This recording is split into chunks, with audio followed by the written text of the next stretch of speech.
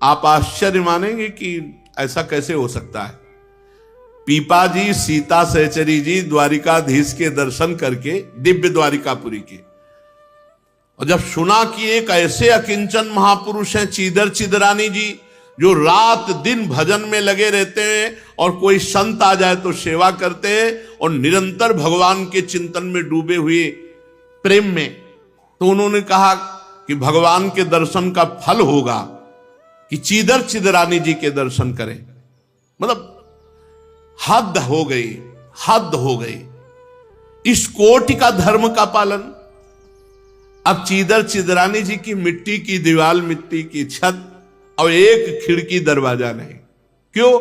जब संत आते तो कुछ न कुछ बेच करके उनका स्वागत करते। जब पीपाजी सीता सहचरी पहुंची, बहुत आनंदित हुए चीदर चिदरानी। एक फटा सा कपड़ा चीदर जी पहने, अस्थिमात्र हुए रहे शरीरा, बहुत आनंदित हुए। सुना था कि राजा थे और ये रानी थी, सारे सुखों को त्याग कर टाट पहनकर भगवान के मार्ग में, और अभी दिव्य द्वारिकापुरी के दर्शन करके आ रहे। बहुत प्रसन्न, नाच पड़ा मन चीदर जी का।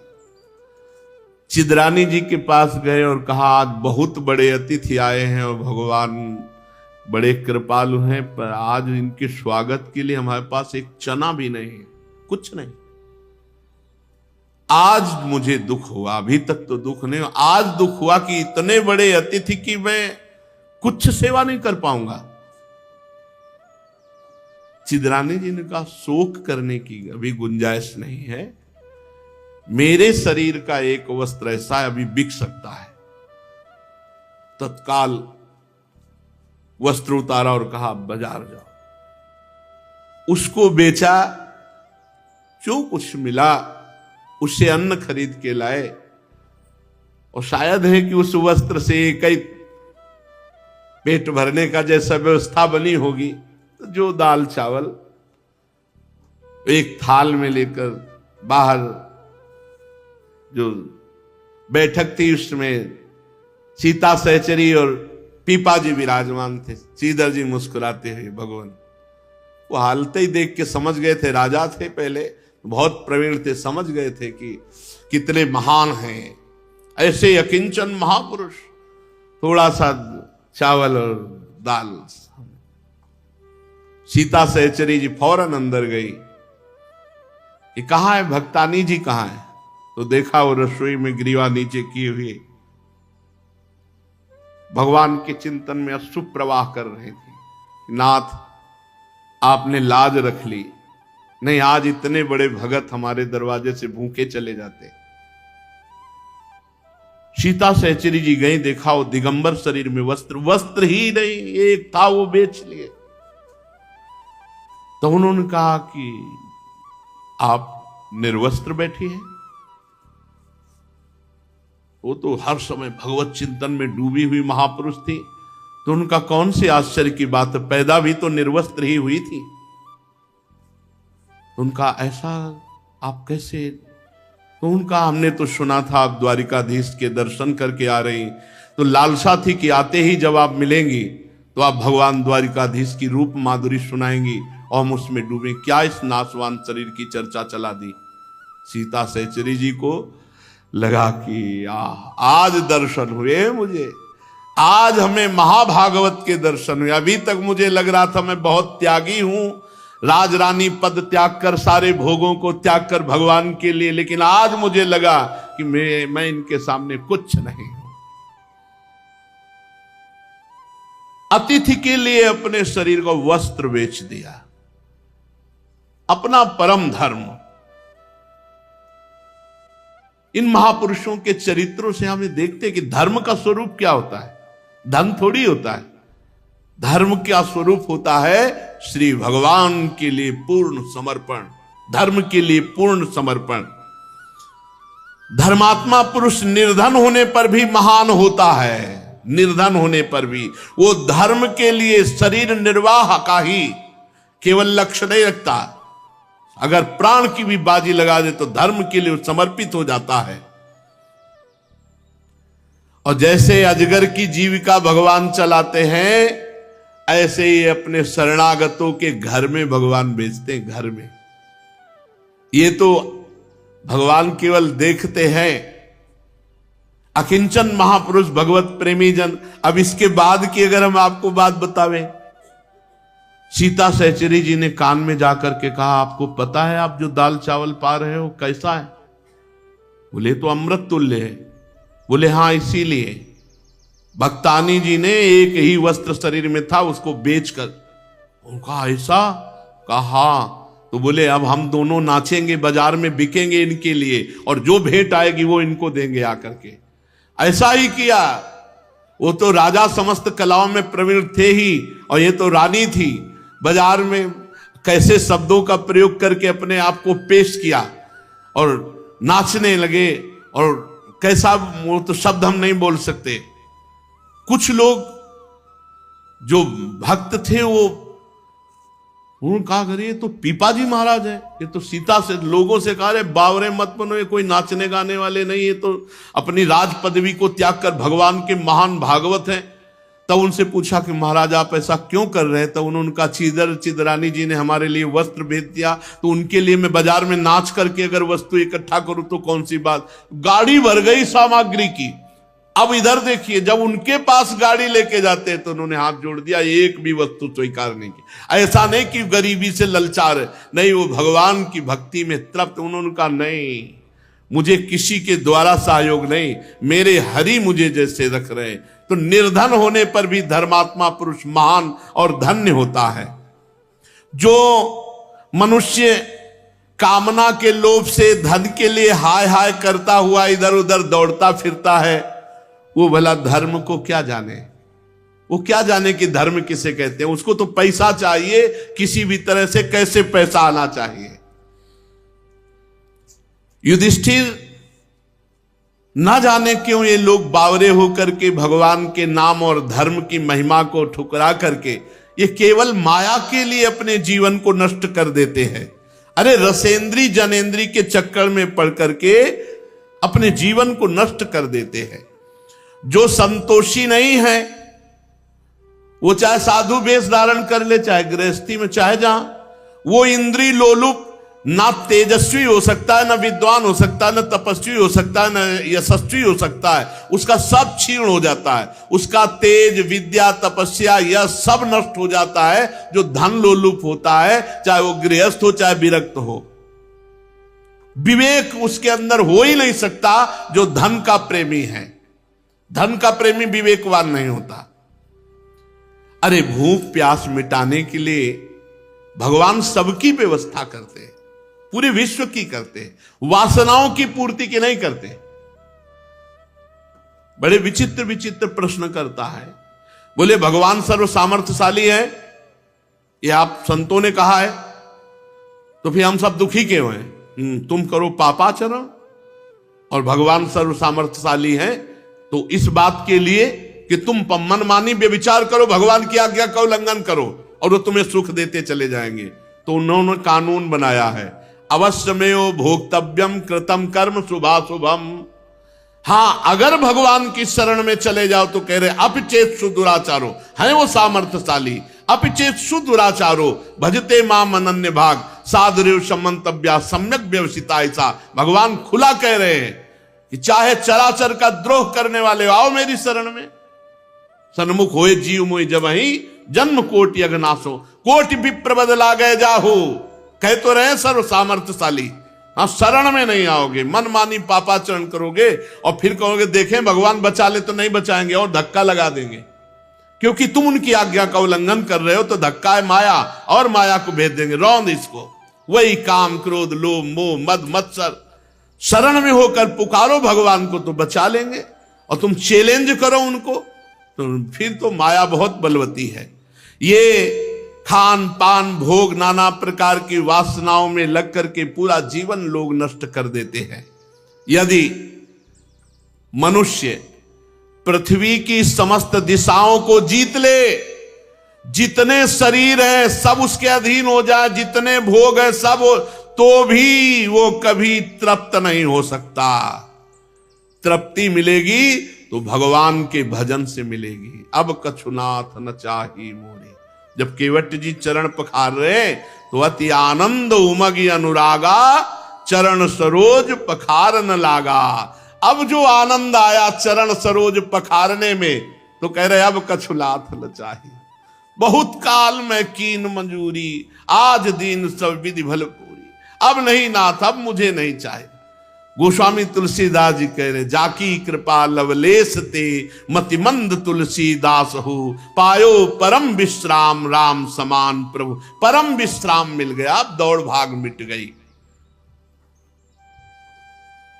अनेक विषयों के ज्ञाता, शंकाओं का समाधान करके चित्र में शास्त्रोक्त अर्थ को बैठा देने वाले बड़े बड़े विद्वान भी इस माया के चक्कर में आके भ्रष्ट हो जाते हैं। साधारण पुरुषों की तो बात जाने दो। इसलिए माया से बचने के लिए हर समय भगवान का स्मरण अत्यंत आवश्यक है। धर्मराज, संकल्पों का परित्याग करने से काम पर विजय प्राप्त की जा सकती है। यदि भोगों का चिंतन न होने पावे तो काम विजयी हो जाओगे। काम की उत्पत्ति कहां से होती? ध्याये तो विषयान पुंसान, संगास्ते सूप जायते, संगात संजायते काम, कामात क्रोधो भी जायते। जब हम किसी विषय का ध्यान करते हैं, आप ध्यान करना, किसी विषय का संकल्प ना बनाओ। मान लो आपको भोजन का संकल्प ना बना हो और आपको भोजन पवा दिया जाए, अच्छा हो बुरा आप आराम से पालेंगे, वो आपका बंधन कारक नहीं होगा। पर जब पहले चिंतन किया, हरी चटनी, मीठी चटनी, समोसा, ये वो, और फिर वो भोग किए, तो फिर वो आसक्ति आपको बार बार जीवन में चोट पहुंचाती रहेगी और वो बांध लेगी आपको। तो जो हम भोगों का संकल्प बनाते हैं, भोगों का चिंतन करते हैं, ये ना होने पावे, इसीलिए अनन्य चिंतयन्तो माम, अनन्य चिंतन करने की आवश्यकता, अखंड भजन करने की आवश्यकता है। काम विजयी होने के लिए काम का चिंतन न होने पावे, काम वासना के, काम क्रीड़ा के, काम भोगों के चिंतन से ही हमारे अंदर भोग का संकल्प उठता है और संकल्प के बाद क्रियाएं होती है, बस फिर वो तो नष्ट है। संकल्प ही ना बनने पावे तो कह रहे हैं संकल्प के परित्याग से काम पर विजय प्राप्त करे। असंकल्पात जयेत कामम, जिसके कोई संकल्प ही नहीं उठता वो काम विजयी हो जाता है। और कामनाओं के त्याग से क्रोध पर विजय प्राप्त करे। क्रोध कब आता है? हमने जब कामना की कि हम ऐसा देखें, ऐसा सुने, ऐसा बोलें, ये हमारे साथ ऐसा बर्ताव करे, ऐसा होना चाहिए, और जब नहीं होता तो गुस्सा आ जाती है। जोई जोई प्यारो करे सोई मोहि भावे। हमें कामना ही नहीं करनी, कामना से क्रोध पर विजय प्राप्त करे। और संसारी लोग जिसे अर्थ कहते हैं उसे अनर्थ समझ करके लोभ का त्याग कर दे। ये लोभ बहुत हानिकारक है। अगर अर्थ मिलता भी है तो दूसरों की सेवा के लिए मिलता है। स्वयं भोक्ता न बने, स्वयं अहंकार न करे, दूसरों की सेवा में लगावे। ये शरीर भी दूसरा है, उचित आहार, उचित वस्त्र इसको देके शेष दूसरों की सेवा में लगावे। तो अर्थ से कभी भयभीत नहीं होगा, अर्थ कभी उसे बांधेगा नहीं, अर्थ कभी दुर्गति नहीं कराएगा। जो अर्थ को अपने लिए, भोग के लिए, वो भय प्रदान करता है, सदैव भयभीत रहता है अर्थवान। अध्यात्म विद्या से मोह पर विजय प्राप्त करे, कोई किसी का नहीं। अगर रोज सत्संग सुनते हो तो आपके मोह पर चोट रोज पड़ती है। और संतों की, जो भगवत प्रेमी महात्मा हैं, इनके संग से, इनकी उपासना से दंभ और पाखंड पर विजय प्राप्त करे। सच्चे संतों का संगी कभी दंभी और पाखंडी नहीं हो सकता, सवाल ही नहीं उठता।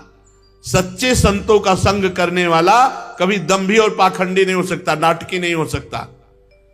तो दंभ और पाखंड पर विजय सच्चे संतों की उपासना से, और मौन से वाणी के विघ्नों पर विजय प्राप्त करे।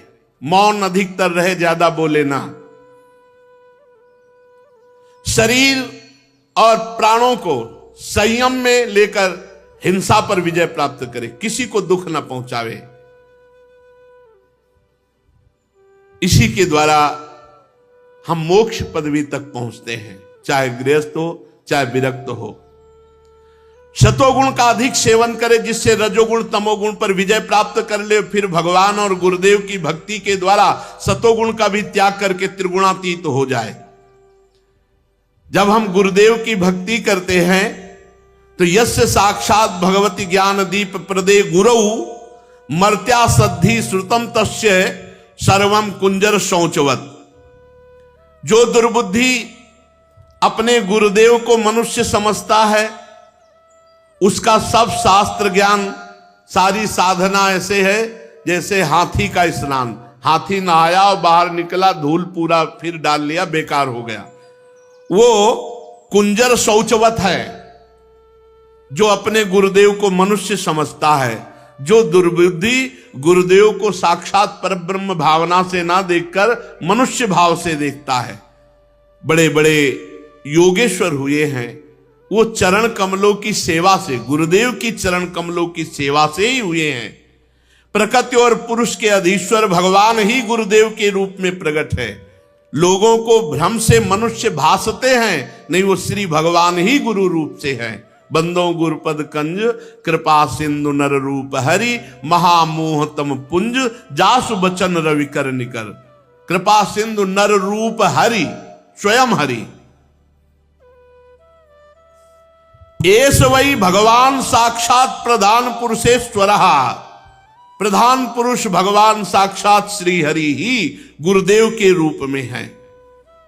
शास्त्रों में जितने नियम संबंधी आदेश हैं उन सब का तात्पर्य है कि काम क्रोध लोभ मोह मद मत्सर इन 6 पर विजय प्राप्त की जाए। अगर इन 6 पर विजय प्राप्त नहीं किया तो कुछ नहीं मिला। सत्संग, स्वाध्याय, तपस्या, संयम, नियम, जितना परमार्थ है, चाहे जिस संप्रदाय का हो, सबका उद्देश्य है इन 6 विकारों पर विजय प्राप्त करना। काम क्रोध लोभ मोह मद मत्सर, सबका उद्देश्य है इन 6 को अधीन करना। 5 ज्ञानेंद्रिया, 1 मन, सबका उद्देश्य है इन 6 पर निर्विकार रहना। भूख प्यास शोक मोह जरा मृत्यु, इन पर निर्विकार रहना। बुढ़ापा मृत्यु भूख प्यास शोक मोह, इन पर निर्विकार रहना। 6 पर काम क्रोध लोभ मोह मद मत्सर, इन पर विजय प्राप्त कर लेना। 5 ज्ञानेंद्रिय मन, इन 6 को अधीन रखना। ये सब शास्त्रों का ज्ञान है, सब संप्रदायों का उद्देश्य है। अगर ये नहीं तो वो गलत है। काम क्रोध लोभ मोह मद मत्सर विजयी, हर्ष शोक भूख प्यास जरा मृत्यु विजयी, 5 ज्ञानेंद्रिया 1 मन विजयी। यह है शास्त्र ज्ञान का फल, यह है परमार्थ में चलने वालों की स्थिति। ऐसा यदि नहीं तो सब शास्त्र ज्ञान सब साधना बेकार चली गई। अगर इन 6 पर विजय नहीं प्राप्त की, 5 ज्ञानेंद्रिया 1 मन, इन 6 पर विजय प्राप्त, काम क्रोध लोभ मोह मद मत्सर, इन 6 पर विजय प्राप्त, हर्ष शोक भूख प्यास जरा मृत्यु, इन 6 पर विजय प्राप्त, तो समझना चाहिए पूरा जीवन केवल श्रम ही श्रम हुआ, कुछ हाथ नहीं लगा। जैसे खेती करने वाले को अन्न मिले तो उसकी मेहनत सफल हुई, ऐसे ही साधना करने वाला काम विजयी हो, क्रोध विजयी, इन 6 विकारों पर विजय प्राप्त करे तो उसकी साधना सफल हुई। पुरुष जब अपने मन पर विजय प्राप्त कर लेता है तो वो आसक्ति त्यागी सन्यासी हो जाता है। आसक्ति त्यागी, कहीं आसक्ति नहीं, ना अपने शरीर में ना किसी और शरीर में। यहां देखो अपने कितने कूड़ा करकट, इसीलिए शरण में रहो भगवान की। जो विरक्त है, जो वैरागी है, जो सन्यासी है, उसे चाहिए अपने लिए कुछ संग्रह ना करे, शरीर निर्वाह की चिंता ना करे, बिल्कुल भगवान के भरोसे छोड़ दे। भोजन मिले तो स्वल्प और परिमित करे, थोड़ा भोजन करे। युधिष्ठिर विरक्त को चाहिए कि भूमि शयन करे, जमीन पे आसन लगावे। गुरुदेव भगवान 20 वर्ष 25 वर्ष से देख रहे, वही रहनी में कोई अंतर नहीं, शरीर स्वस्थ हो या अस्वस्थ, जमीन पे वही चटाई और एक वस्त्र बिछा उसी पे वैसे भूमि शयन। तो भूमि शयन बड़ा लाभ है, भूमि शयन ही करना चाहिए, विरक्त को भूमि शयन ही करना चाहिए। बिल्कुल, हम एक परमहंस जी को देखा है, वहां बिंदौर इछावर भ्रमण करते थे उस समय हम, तो कुआं में स्नान कर रहे थे तो आवाज आई, नारायण एक कमंडल जल मिलेगा। ऐसी मृदु ब्रह्मबोध संपन्न महापुरुष के वचन, अचानक जटा हटाई, देखा एकदम तेजो में ब्रह्म स्वरूप, एक अचला केवल लगा, काठ का कमंडल छड़ी, साष्टांग दंडवत होगा। ये तो मानो जैसे आकाश से अमृत वर्षा हो गई हो, ऐसे ब्रह्मलीन महापुरुष। एकदम घबरा गए हम उनके रूप को देख करके। कमंडल में जल दिया, हम कहा महाराज जी आप कहाँ जा रहे हैं? बोले सोच स्नान करने जा रहे हैं, क्योंकि आज रात्रि तो कहीं ना कहीं रुकना पड़ेगा, तो यहाँ रुक सकते हैं। हम कहा महाराज जी अहो भाग गया। तो बोले आप यहाँ के मान थे? हम कहा नहीं, हम भी भ्रमण कर रहे हैं, यहाँ आज रुके हुए हैं। तो बोले हमें स्नान करके आ रहे हैं। तखत में बढ़िया गद्दा बिछवा के, तो जो ही आए सो हंस दे। उनका नहीं, हम ऐसे आसन पर नहीं बैठते जिससे उतरना पड़े, हम सदैव ऐसे आसन पर बैठते जहां से कोई हटा न सके। और एक टाट बोरा पड़ा था, ऐसे बोरा बिछाया, उसी बोरे पे शयन किया। रात में देखा कि थोड़ी देर लेटे, बस पद्मासन में बैठ गए, पूरी रात पद्मासन। तो रात में तो बात नहीं कर सकते थे। जब सुबह यमुना स्नान के लिए चले तब हमने कहा महाराज जी आपका पद्मासन, अब हम भी लगाते थे पर कहाँ हो, 8-10 घंटे एकदम बिल्कुल शून्याकार। तो उनका अभ्यास ऐसा। तो उनका महाराज जी हम आपके साथ चलेंगे। बोले नहीं रह सकते आप हमारे साथ। 60 किलोमीटर एक सांस में चलना, 60 किलोमीटर। आप बिल्कुल विश्वास नहीं मानेंगे, कमंडल उठा तो दिन के 1 बजे तक, 4 बजे तड़के से चले, 1 बजे तक बिल्कुल न बाल भोग न भोजन, कोई मतलब नहीं, बस चले जा रहे। क्या जीवन है। ब्रह्मानंद में वो 3 दिन केवल साथ रहे थे। 3 दिन में कैसी कैसी अनुभूतियां उनके साथ हुई। विरक्त को चाहिए पवित्र आसन भूमि पर शयन करे, और जब बैठे तब स्थिर मेरुदंड सीधा करके बैठे।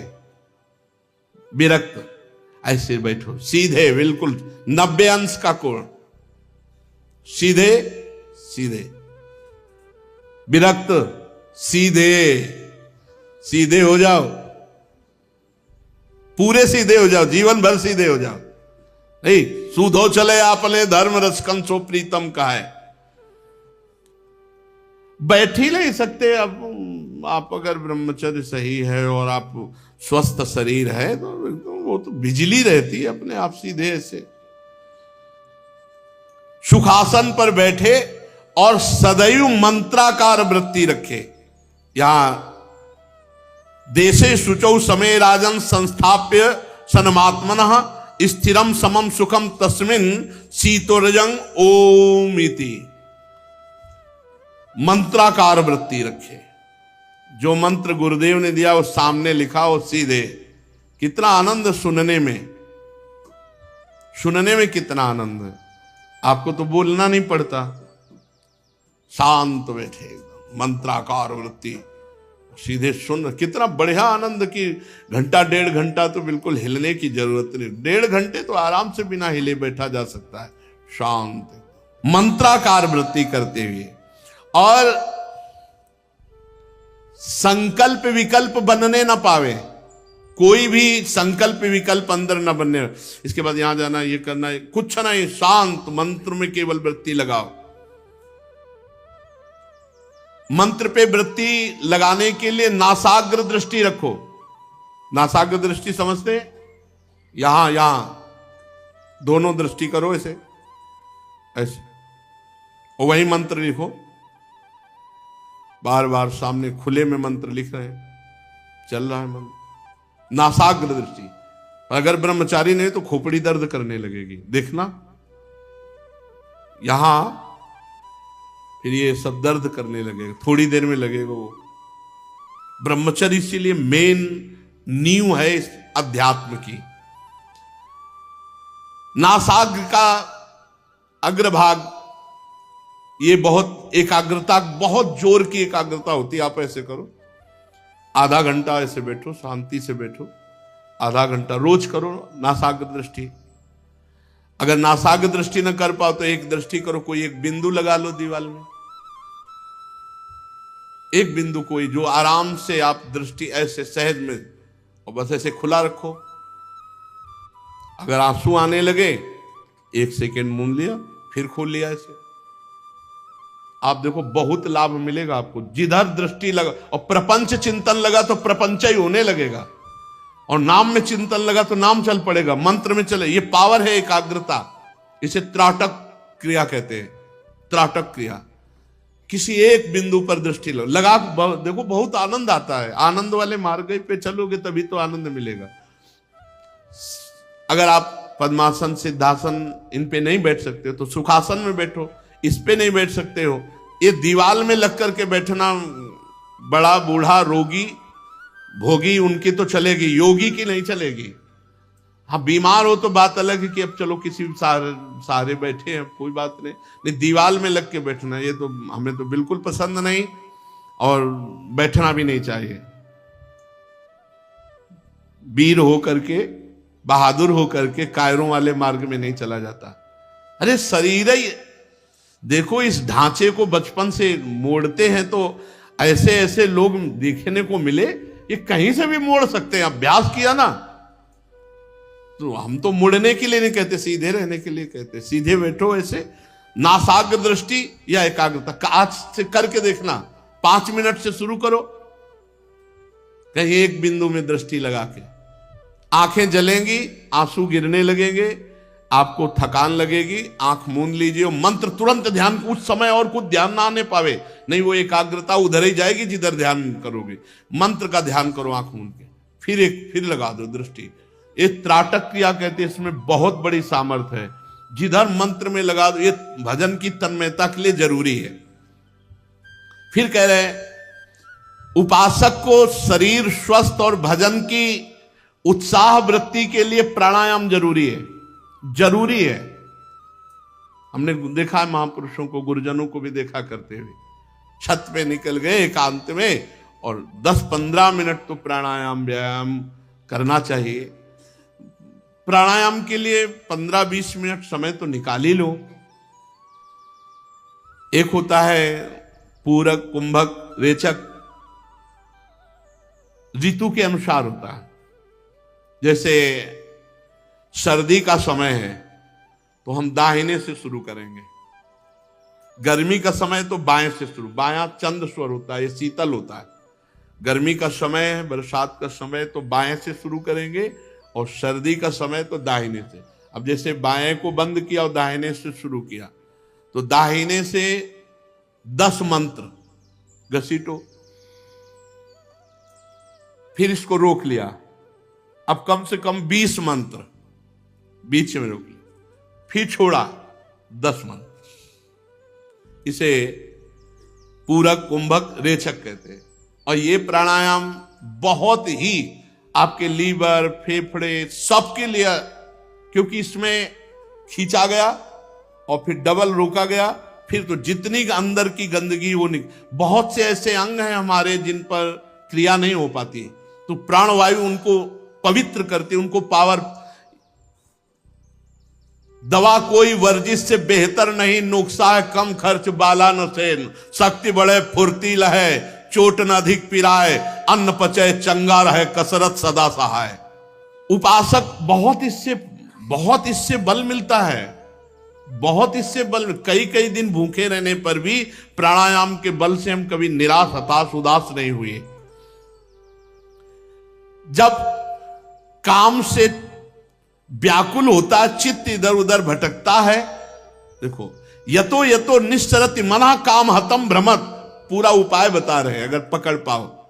ततस्तत उपाहृत्य हृदय रुंध्या छनैर बुधा। बुद्धिमान पुरुष को चाहिए कि जब काम की चोट लग रही होगी और चित्त घायल हो रहा है, भोगों के लिए तड़प रहा है, उस समय बिल्कुल रफ्तार से मंत्र चलाओ, उसको चिंतन करने का अवसर न दो। लेकिन उस समय मंत्र ही भूल जाएंगे। उसका जादू है, उसका जादू है, काम का प्रभाव है। उस समय नाम मंत्र भूल जाएंगे, तभी वो अपना प्रभाव दिखा पाएगा। धीरे धीरे मन को कैद कर लो। जो काम की तरफ भाग रहा था उसे नाम और मंत्र में लगा दो। जब साधक निरंतर इस प्रकार अभ्यास करता है तो जैसे ईंधन ना मिलने पर आग बुझ जाती है, वैसे चित्त निष्काम हो जाता है। ऐसा नहीं कि जीवन भर सताता रहता है, फिर वो निष्काम हो जाता है। इस प्रकार जब काम वासनाएं चोट करना बंद कर देती है तो समस्त वृत्तियां भगवदाकार, चित्त ब्रह्मानंद के संस्पर्श में मगन हो जाता। फिर कभी उस हृदय में काम स्फुरण नहीं होता। जो विरक्त वैरागी धर्म अर्थ काम के मूल गृहस्थाश्रम का त्याग कर दिया है, फिर वो उसी अपने परिवार से प्रेम करने लगता है, वैसे ही गृहस्थाश्रम का सेवन करने लगता है तो दुर्गति को प्राप्त होता है। शास्त्र है, आज्ञा कर रहा है, कह रहे हैं यह प्रवज्य गृहात पूर्वम त्रिवर्गावपनात् पुनः यदि सेवेतान भिक्षु सा वै वान्तस्य पत्रपः। ऐसा वो वैरागी है जो परिवार से विरक्त होकर पुनः परिवार में मोह करके वही काम आदि त्रिवर्ग का सेवन करता है। वो उगले हुए को खाने वाले के समान होता है, उसकी दुर्गति होती है। जिन्होंने अपने शरीर को अनात्मा माना,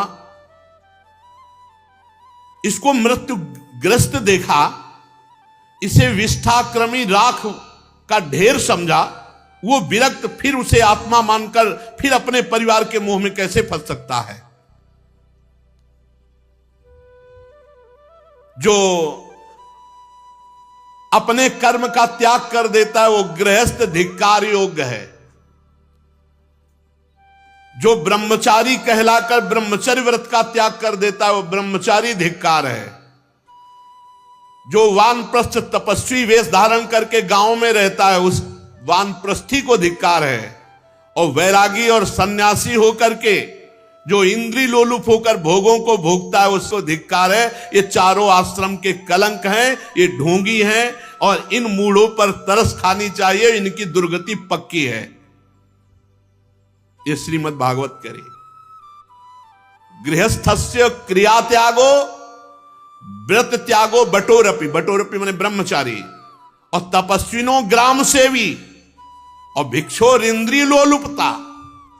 जो कर्म त्यागी गृहस्थ है, ब्रह्मचर्य व्रत का त्यागी ब्रह्मचारी है और तपस्वी वेश धारण करके गांव में रहता है और इंद्रिय लोलुप होकर सन्यासी बैरागी है, ये चारों कलंक हैं, ये चारों आश्रम के ढोंगी हैं, ये भगवान की माया से विमोहित हैं, ये मूढ़ हैं, ये तरस खाने योग्य हैं। इनकी दुर्गति होती है, देवर्षि नारद जी कहते हैं। इसलिए जिसके लिए जो धर्म शास्त्र आज्ञा करता है वो अपने धर्म के अनुसार चले, खूब भगवान का नाम जप करे, सारे कर्म भगवान को समर्पित करे और इसी जन्म में भगवत प्राप्ति करे। शेष चर्चा आगे। श्री राधा वल्लभ लाल की जय।